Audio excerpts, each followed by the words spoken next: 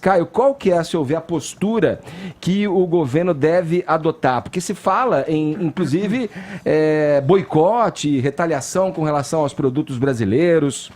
Mas é exatamente isso. Aqui é muito importante a gente sair do micro e focar no macro. Então eu peço, inclusive, licença para um comentário mais longo, porque é o seguinte, vamos falar de pós-verdade, né? Pós-verdade é aquele conceito de comunicação, da comunicação contemporânea, que exprime a ideia de que na transmissão de uma mensagem, a realidade dos fatos, ela importa menos do que o seu apelo emocional. Portanto, segundo a pós-verdade, a opinião pública, ela vai se moldar mais pela emoção do que pela razão. Sentimentos e sensações importam mais do que números e dados. Portanto, aqui nós estamos diante de um terreno fértil para a construção de narrativas falaciosas, especialmente por repetição e especialmente usando como instrumento de disseminação, de reverberação social, o comportamento de manada e a sua tendência natural à histeria e ao pânico. Tudo isso é potencializado pelas redes sociais, como a gente viu no caso de uma foto equivocada, uma foto aí completamente intempestiva do presidente sendo reverberada, inclusive, por pessoas públicas.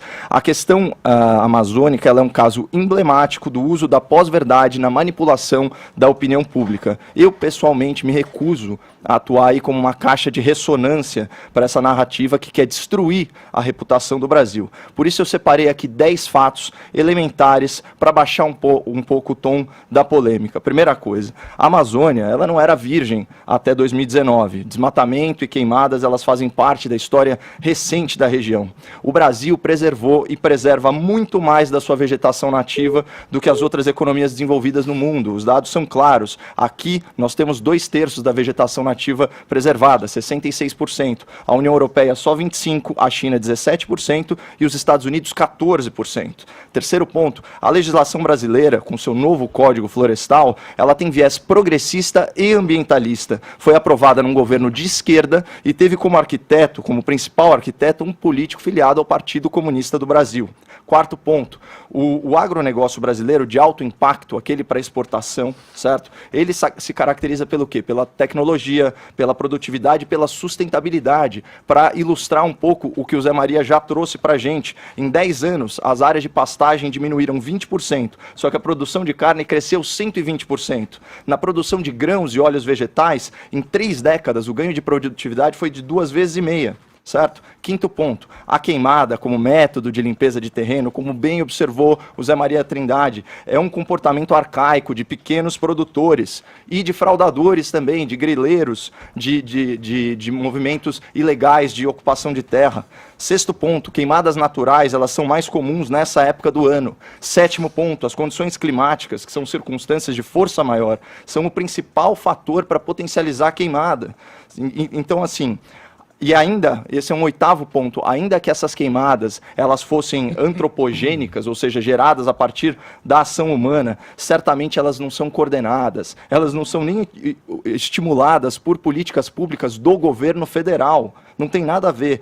Nono ponto, também é razoavelmente impossível num país deficitário, que não garante segurança das suas fronteiras, que não garante segurança à vida dos seus próprios cidadãos, é impossível monitorar e punir todos aqueles que agridem o meio ambiente, embora esse seja o objetivo, esse seja o ideal. E aí tem um ponto que é engraçado, é uma pauta de ontem, mas quanto às partículas em suspensão, né, viajando por correntes aéreas, 27 milhões de toneladas por ano viajam do deserto do Saara, atravessam o Oceano Atlântico e caem na Amazônia. Inclusive, é um fertilizante.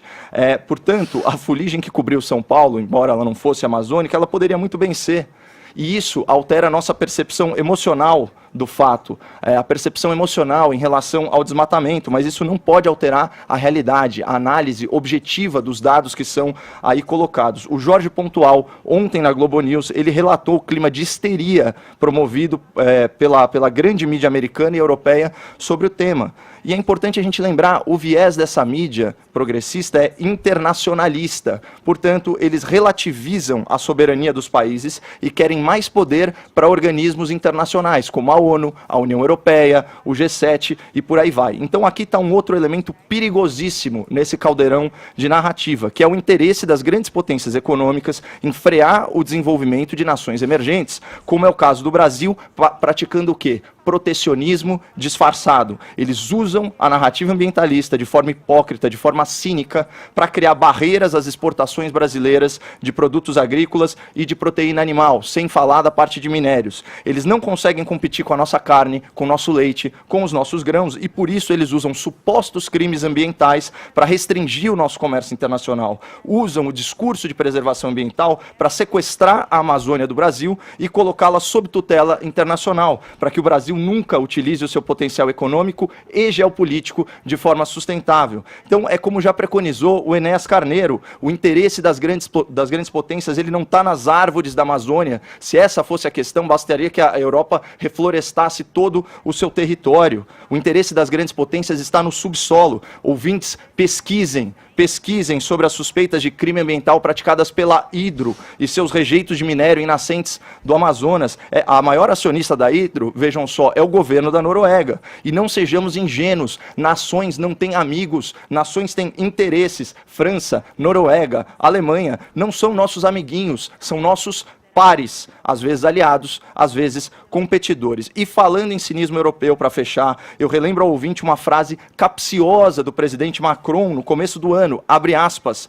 o nacionalismo é o exato oposto do patriotismo, e essa confusão conceitual é proposital. Ele quer que você se sinta patriota abrindo mão da soberania do seu país, abrindo mão das suas riquezas naturais, da sua autonomia econômica. Portanto, a situação que a gente tem é clara. Você tem a mídia internacionalista aliada às grandes potências construindo toda uma narrativa contra o Brasil, a ponto do presidente francês incorrer em fake news.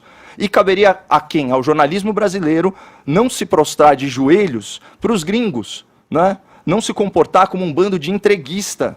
Mas o ódio ao presidente, ele é tão grande que a mídia nacional, para enfraquecer o governo, contribui para o estabelecimento dessa narrativa, denunciando um falso terrorismo ambiental. Ou seja, para a gente atingir um governo de 4 anos, nós estamos correndo o risco de perder um patrimônio natural que é nosso há 400 anos. Isso é má fé e burrice.